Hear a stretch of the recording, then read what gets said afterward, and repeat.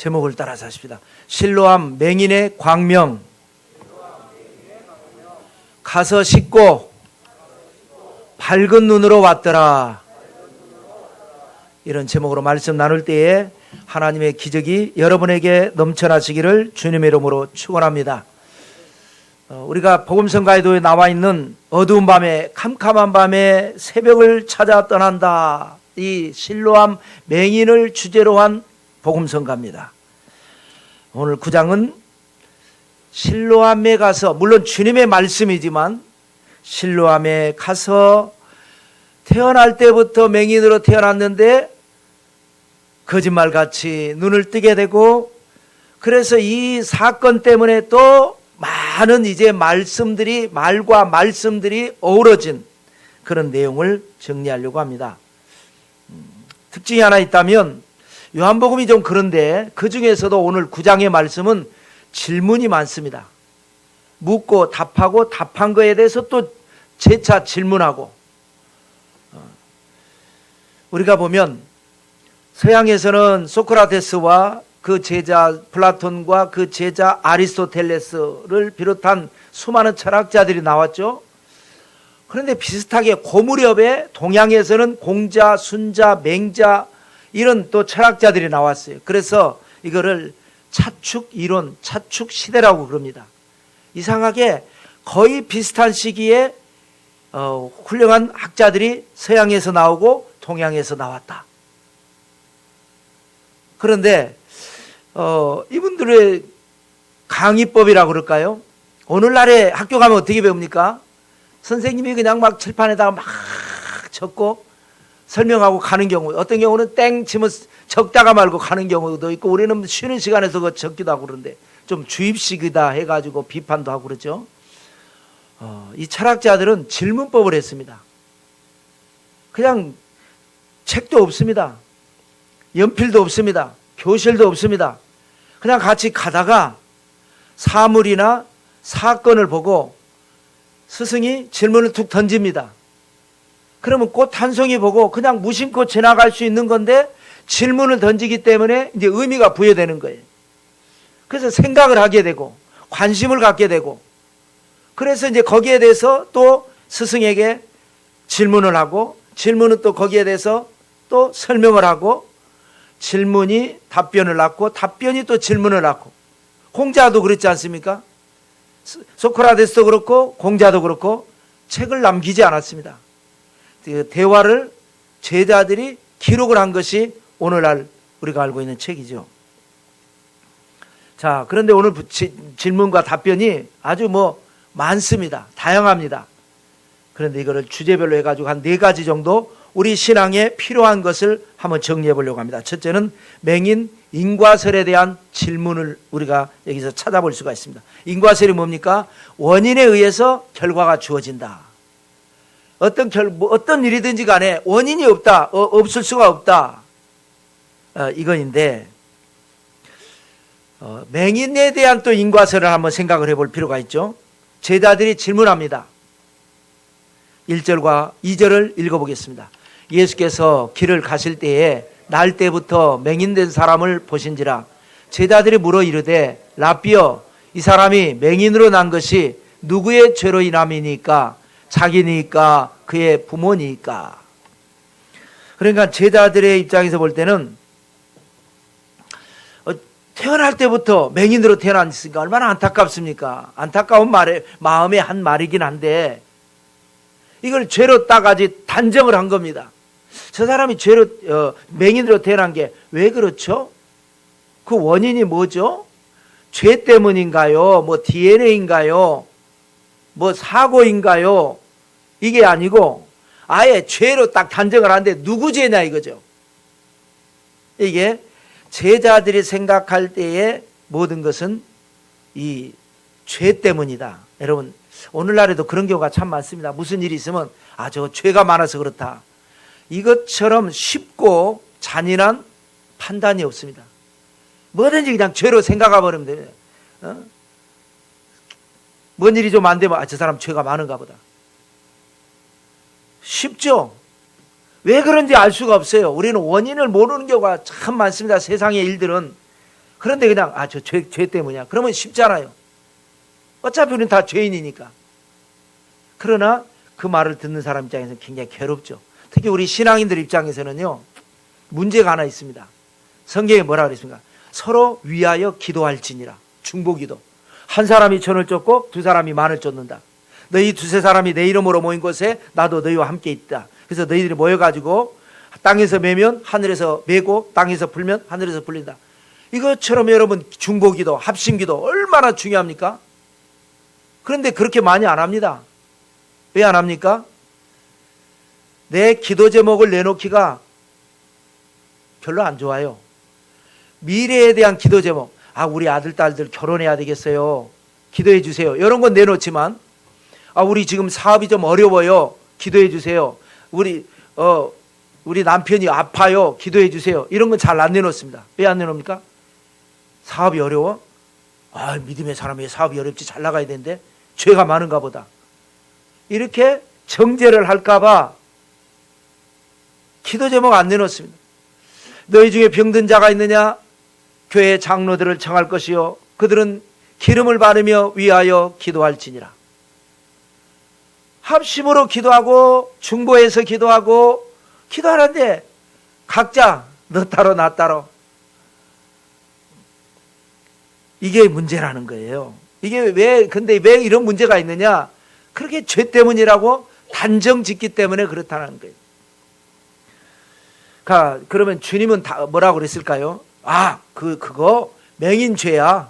이렇게 답변했을까요? 한번 찾아봅시다. 3절입니다. 읽겠습니다. 예수께서 대답하시되 이 사람이나 그 부모의 죄로 인한 것이 아니라 그에게서 하나님이 하시는 일을 나타내고자 하심이라. 자, 죄가 아니라는 거예요. 물론 죄라고 말해도 틀리진 않습니다. 우리는 어차피 죄 때문에 모든 것이 잘못됐으니까, 애당초 아담과 하와가 죄를 안 지었으면 오늘날 우리가 안고 살아가는 모든 문제는 없을 겁니다. 죄 때문이라고 말을 해도 틀린 말은 아니지만, 그러나 주님이 원하시는 정답은 아닙니다. 맹인으로 태어난 게 죄 때문이 아니고 그에게서, 맹인에게서 하나님이 하시는 일을 나타내고자 하심이라. 공동번역에서는 하나님의 놀라운 일을 드러내기 위함이다. NIV 영어 성경에서는 하나님의 강력한 권세를 나타내고자 합니다. 여러분, 맹인뿐만이 아니라 모든 것이 그렇습니다. 어떤 문제가 있으면 그 문제가, 저 사람은 왜 이렇게 문제가 많아? 왜 이렇게 팔자가 세? 저 사람은 왜 이렇게 하는 일이 안 돼? 하고 정죄할 것이 아니라, 문제를 보고 부정적으로 생각하는 사람, 그래서 낙심하고, 나는 왜 그러나 신세한탄하고 내 문제가 됐건 남의 문제가 됐건 그렇게 생각하는 사람은 참된 믿음이 아닙니다. 문제를 보고 하나님의 뜻을 생각하고 하나님의 에너지를 느끼는 사람이 진정한 믿음의 사람입니다. 여러분, 우리가 성경을 보지 않아요? 다 문제를 통해서 기적이 일어났습니다. 그냥 탄탄대로로 인생 산 사람 아무도 없습니다. 아브라함도 수많은 고난을 겪었죠. 이삭도 겪었죠. 야곱도 그랬죠. 요셉도. 여러분, 요셉이 형님들에 의해서 억울하게 노예로 팔려가는 그 엄청난 시련을 겪어서 고생은 그야말로 엄청나게 했지만, 만약에 그런 고생, 그런 문제, 그런 시험이 없었다면 요셉은 절대로 애굽의 국무총리가 될 수 없었습니다. 아버지 집에 버릇없는 그 파파보이, 마마보이, 이런, 엄마가 일찍 돌아갔으니까 마마보이가 아니라 파파보이가 돼가지고 버릇없게 아버지가 물려준 재산 가지고 살았을 수는 있겠지만, 애굽의 국무총리가 되고 명철하고 리더십이 있고 그런 사람이 되지 않아요. 그런 문제 때문에 버릇없는 막내 아들이 11 막내가 있지만 거의 막내로 자랐잖아요. 그런 문제가 있었기 때문에 변화가 되고 속 사람이 새로워지게 되고 잠자고 있는 능력이 깨어나게 되고, 그래서 기적이 일어난 거예요. 그에게서 하나님이 하시는 일을 나타내고자 하심이라. 여러분, 앞으로 여러분들은 어떤 문제가 있든지 죄하고 연관한 거, 죄하고 연관 항상 돼 있는 거고, 그거는 돼 있지만 죄 때문이다, 누구 죄 때문이다, 그 부모 죄 때문이다, 누구 죄 때문이다 할 게 아니라 내 문제가 됐건 남의 문제가 됐건, 왜 이런 일이 있지? 기도해보고, 뭔가 하나님의 뜻이 있는 것 같아. 또 기도해보고, 기도하면 또 어떻게 하면 하나님이 역사하실 것 같아. 낙심하지 말고 기도하자. 절망하지 말고 뒤로 물러가지 말고 도전해보자. 기적의 주인공들 되시기를 주님의 이름으로 축원합니다.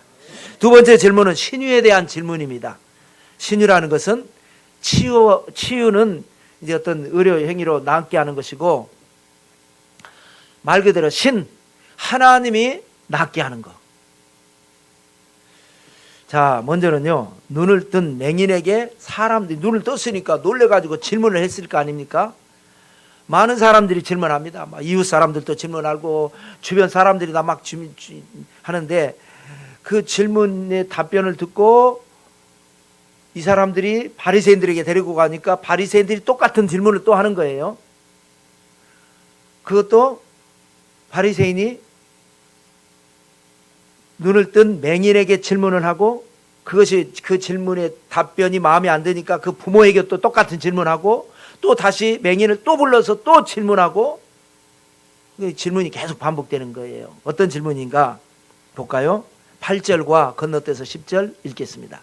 이웃 사람들과 전에 그가 거린인 것을 보았던 사람들이 이르되, 그들이 묻되, 그러면 내 눈이 어떻게 떠졌느냐? 여러분, 맹인이 눈을 떴어요. 얼마나 놀라운 일입니까? 어떻게 떠졌느냐고 묻는 게 중요합니까? 내가 맹인이라면 맞아요. 나도 떠야 되니까. 야, 너 어떻게 떴어? 나도 떠야 되겠어. 이건 맞는데, 이게 지금 그런 상황이 아니잖아요. 어떻게 떠졌냐고 묻는 것은 이 속에 못된 마음이 지금 들어가 있는 겁니다. 여러분 같으면 어떻게 하시겠어요? 와, 눈을 떴네? 와, 대단하다, 잘됐다, 축하해. 이게 맞는 말 아니겠어요? 근데 여러분들이 이제 장님이라면, 맹인이라면, 그렇다면 어떻게 떠졌느냐고 묻는 건 맞습니다. 왜? 나도 떠야 되니까. 근데 지금 눈을 뜬 사람한테 어떻게 떠졌냐, 이 말이 무슨 말이냐면요, 어떻게 가요? 감춰진 말입니다. 왜입니다. 왜? 야, 왜 또 왜? 이게 못된 마음이 있는 거예요. 사람이 누가 잘 되면요, 와, 어떻게 이렇게 잘 됐지? 나도 그런 일이 일어나면 좋겠다. 이러면 좋은데, 나는 그렇게 일어날 것 같지가 않거든요. 이게 그래서 모든 게 믿음에 관련된 겁니다. 믿어지지가 않는 거예요. 그러니까 나는 안 되는데 왜 너는 되냐, 이 말이에요. 나에게 일어나지 않는 기적이 너에게 왜 기적이 일어나느냐? 이게 죄성입니다. 문제입니다. 이게 자기, 자, 맹인의 답변을 볼까요? 11절 읽겠습니다. 대답하되 예수라 하는 그 사람이 진흙을 이겨 내 눈에 바르고 나더러 실로암에 가서 씻으라 하게 가서 씻었더니 보게 되었노라. 있는 그대로 말을 했죠. 근데 조금은 덜 했습니다. 아까 사건을 보면요, 먼저는 침을 뱉습니다. 예수님께서 땅에다가 침을 뱉어요. 우리가 땅에다 침 뱉는 건 어느 나라나 마찬가지죠. 별로 점잖은 행동은 아니죠. 위생적으로나 보거나 뭘로 보거나. 근데 주님께서 맹인을 보시고는 땅에 침을 뱉었어요. 그러니까 이제 그 침을 좀 많이 뱉었지 않겠어요? 그러니까 그 흙이, 마른 흙이 젖은 흙이 되니까 진흙이 됐겠죠. 그걸 또 지저분하게 더럽게 그걸 집어다가 눈에다가 또 발라요. 그리고 뭐라 그러느냐? 실로암에 가서 씻어라.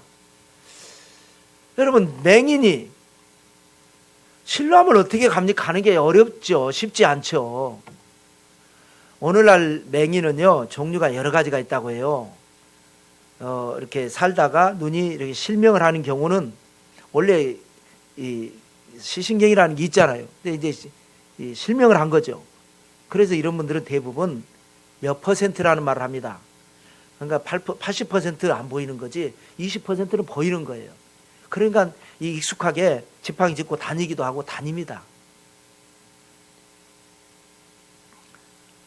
그러나 처음에 태어날 때부터 한 것은 이 자체 이 모든 것이 다 죽어 있기 때문에 아예 안 보이는 겁니다. 100%안 보이는 겁니다. 그런 사람이 어떻게 거기까지 찾아가 가지고 어떻게 씻습니까? 물론 할 수 있지만 참 어렵죠.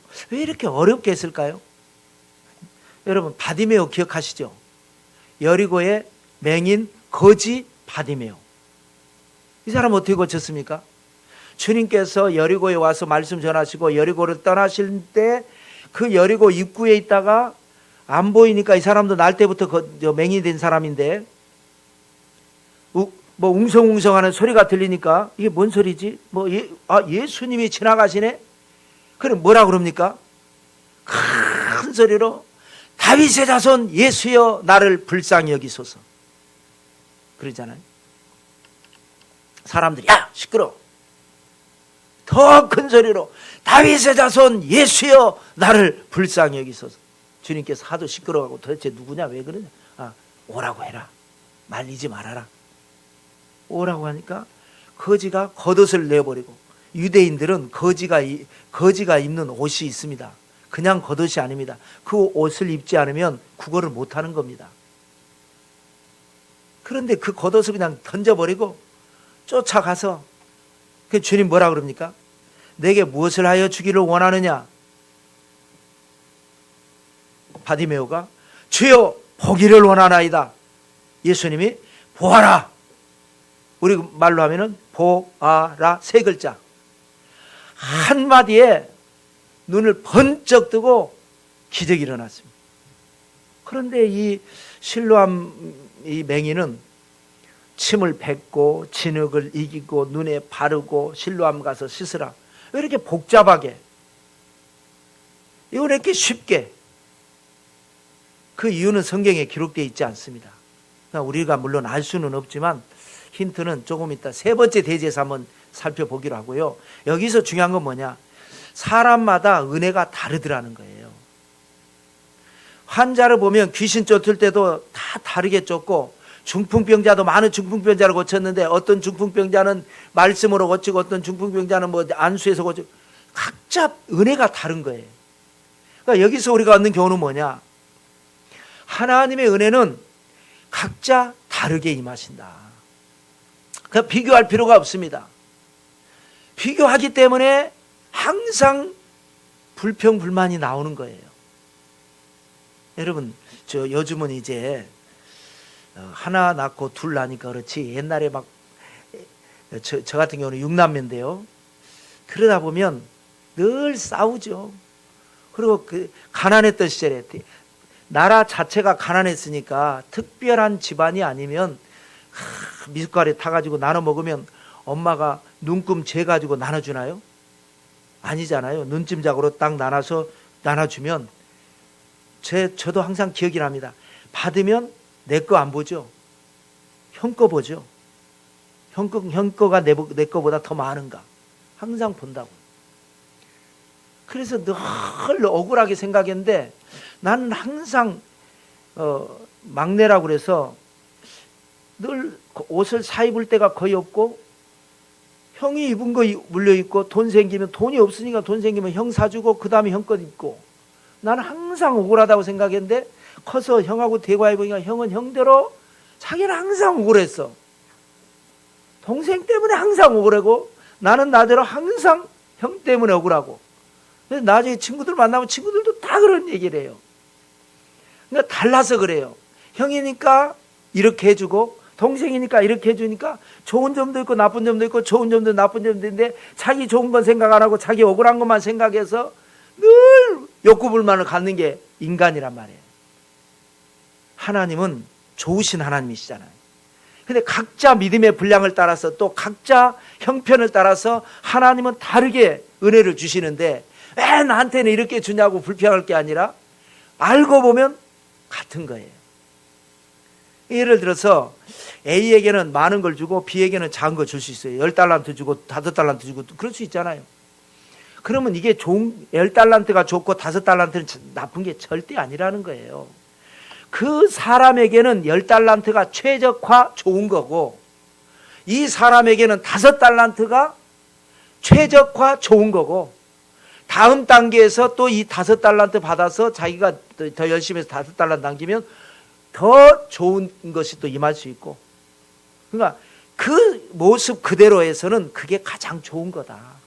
비교하지 말고 이 받은 것을 족한 줄로 알고 감사하면 촛불 보고 감사하는 자에게는 달빛 주시고 달빛 보고 감사하는 자에게는 더 밝은 태양빛 주시고 태양빛 보고 감사하는 자에게는 햇빛도 필요 없고 달빛도 필요 없고 촛불도 필요 없는 하나님의 빛을 주신다.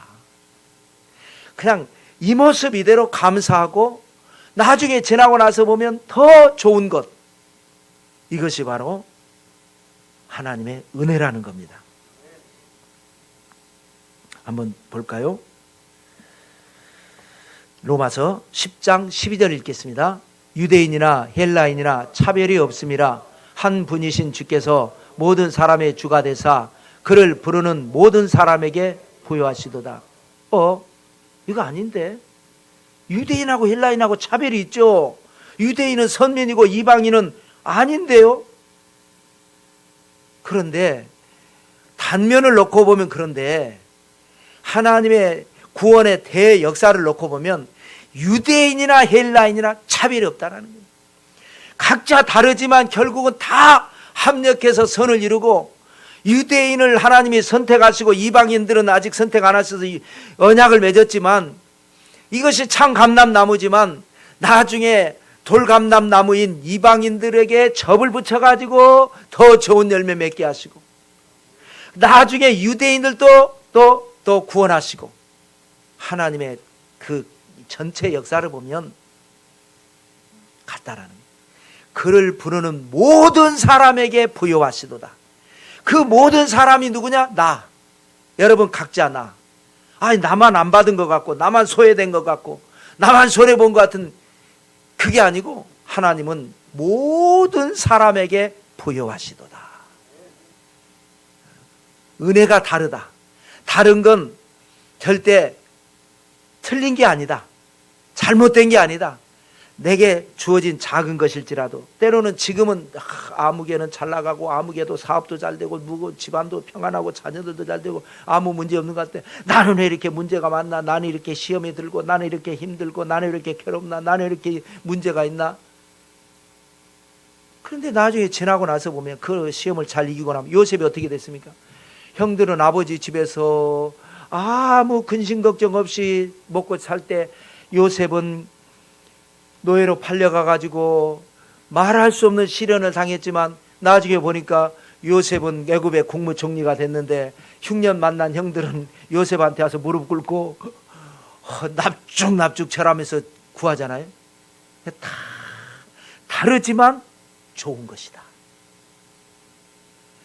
받은 은혜를 족한 줄로 알고 감사하면 더 좋은 것 주신 하나님. 세 번째는요, 메시아에 대한 질문입니다. 자, 메시아 누가 질문하느냐? 맹인이 질문한 겁니다. 왜냐하면 야, 너 어떻게 났어? 예수라고 하는 분이 이렇게 저렇게 해서 신랑과 시절에서 났습니다. 그가 어떤 사람이야? 그가 대답을 못한 거예요.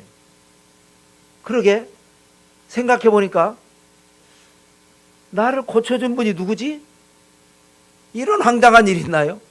엄청난 자기 인생이 바뀌어졌는데, 그런데 내 인생을 바꿔준 사람이 누군지도 모르고 있는 거예요.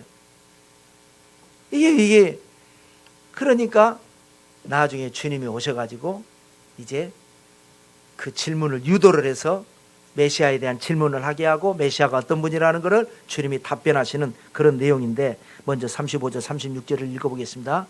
예수께서 그들이 그 사람을 쫓아냈다 하는 말을 들으셨더니 그를 만나사 이르시되 내가 인자를 믿느냐? 대답하여 이르되 주여 그가 누구시오니까 내가 믿고자 하나이다. 보세요. 이제 깨닫게 하시려고 주님 만나셔갖고 유도한 거죠. 내가 인자를 믿느냐? 그러니까 아직도 모르는 거예요. 누군데요? 여러분, 아까 그랬죠? 왜 바디메오는 간단하게 고쳐주셨는데 이 이름도 없는 실로암 맹인은 왜 복잡하게 고쳐졌을까? 성경에는 나오지 않지만 저는 기도하는 가운데 한번 답을 찾아봤습니다.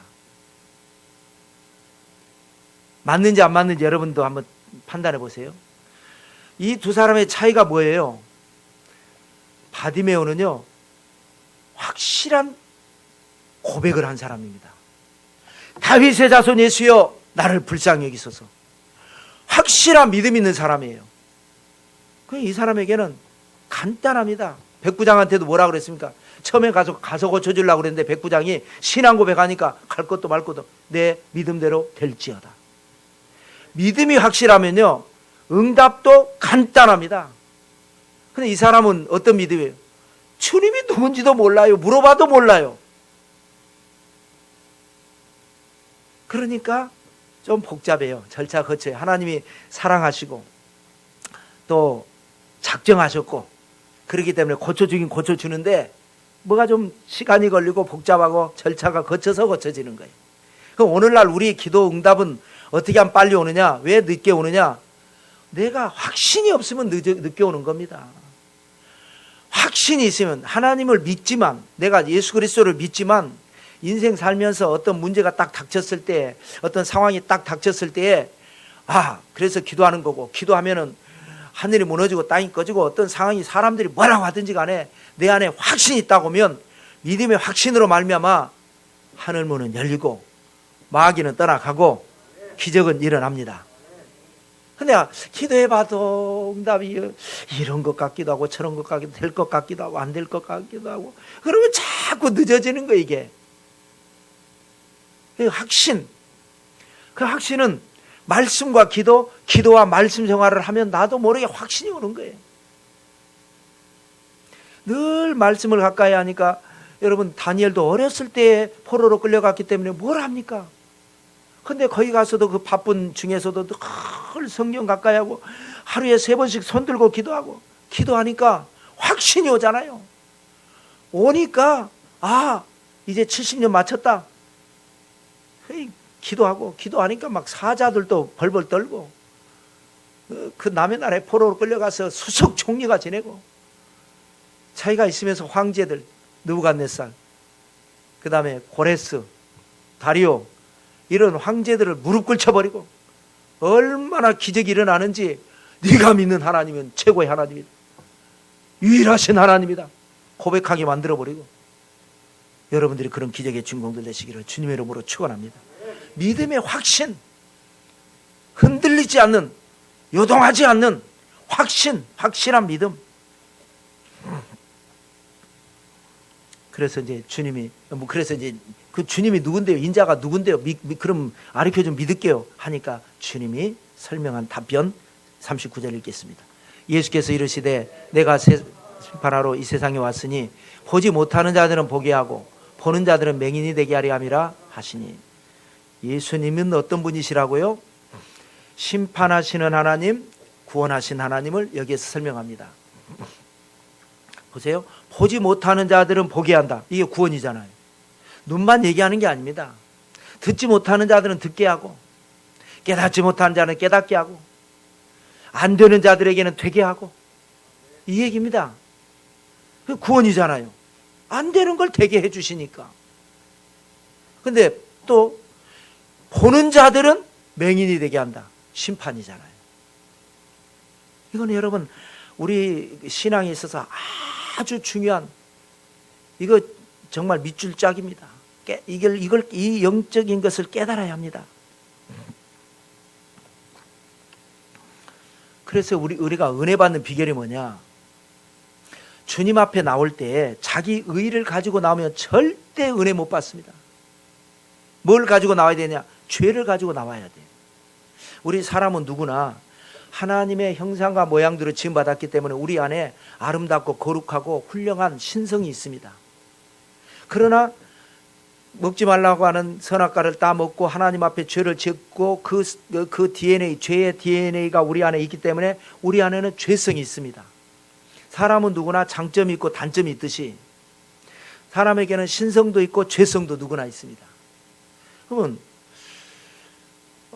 신성은 세상 살면서 그 신성으로 믿음으로 살아가는 거예요. 하나님 앞에 나올 때는 신성, 나의 장점, 나의 의로움을 가지고 나오면 절대 안 됩니다.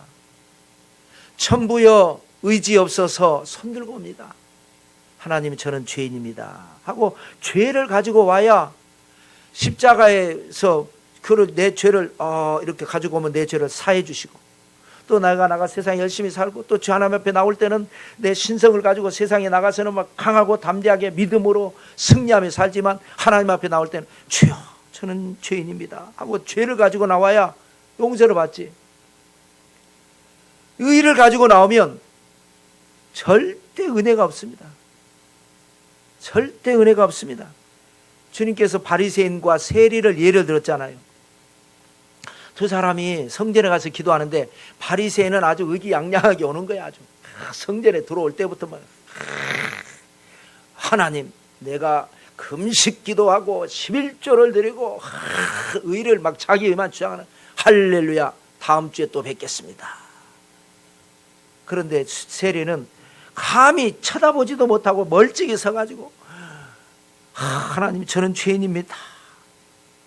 그 얘기를 하면서 한번 읽어볼까요? 누가복음 18장 14절을 읽겠습니다. 내가 너희에게 이르노니 이에 저 바리새인이 아니고 이 사람이 의롭다 하심을 받고 그의 집으로 내려갔느니라. 무릇 자기를 높이는 자는 낮아지고 자기를 낮추는 자는 높아지리라 하시니라.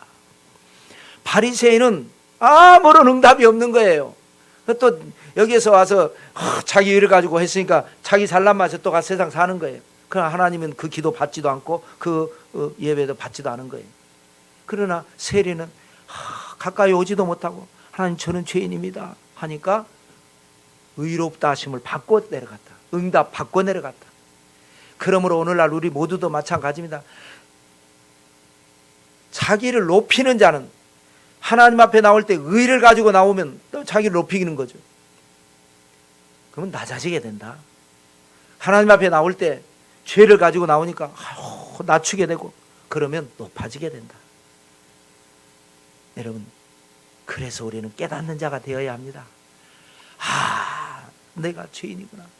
그러니까 아이작 와츠, 영국의 유명한 그 작곡가가 나 같은 죄인 살리신 주은혜 놀라, 이런 노래 했잖아요. 이 벌레 같은 날 위에 이 노래. 그러니까 귀족 사회에서 놀란 거예요. 아니, 어떻게 사람을 벌레라고 그러냐. 거듭나지 않은 사람이 볼 때는 왜 벌레라고 하냐 이거예요. 그러나 깨달은 은혜 받은 사람 볼 때는 아니야. 벌레하고 비교한 게 아니야. 나는 벌레만 또 못해. 그게 깨달음이라는 거예요. 그럴 때에 은혜가 임하고, 그럴 때에 구속의 역사가 일어나고 대속의 역사가 일어나고. 마지막 네 번째로는 인간에 대한 질문입니다. 이건 누가 했냐? 바리새인들이 한 겁니다. 왜냐하면 아까 주님 뭐라고 그러셨죠? 맹인들은 보게 하고 보는 자들은 맹인되게 한다. 그러니까 놀란 거예요. 여러분, 이 말씀이 굉장히 헷갈리는 말씀입니다. 맹인들은 보게 하고 보는 자들은 맹인되게 한다요.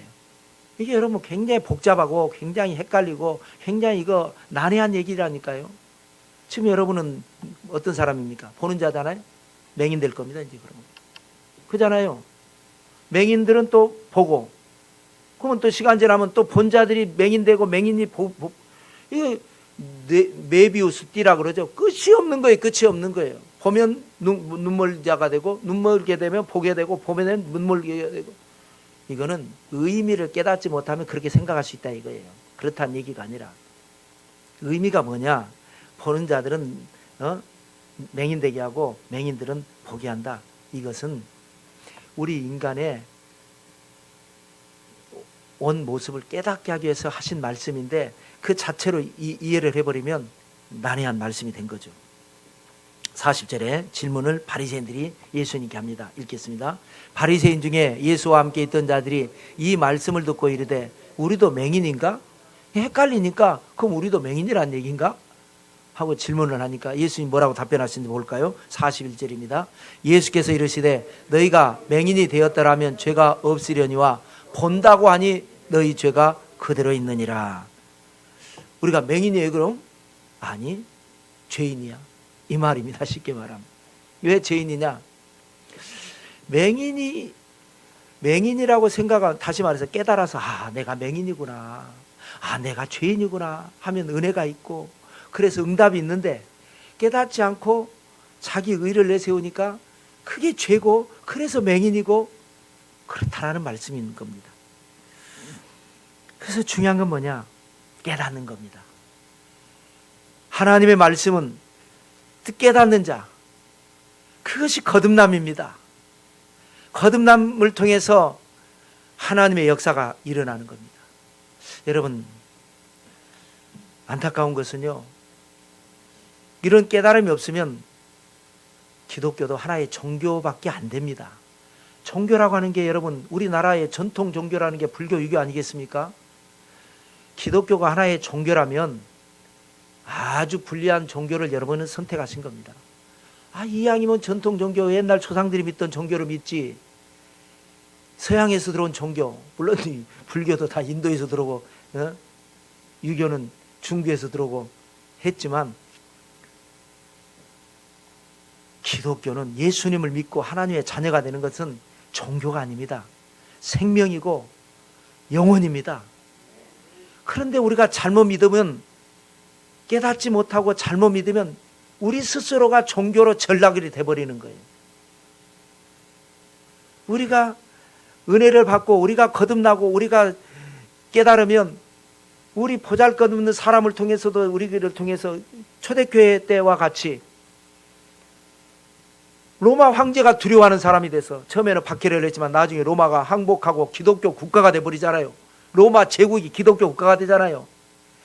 우리 보잘것없는 세상에서 누가 안 알아주는 사람일지라도 나의 참된 믿음 하나 가지고 세상을 나갈 때 나 한 사람 한 사람이 모아져서 세상을 변화시키고 하나님의 나라가 임하게 하는 그런 기적의 주인공들이 다 되시기를 성부와 성자와 성령의 이름으로 축원합니다.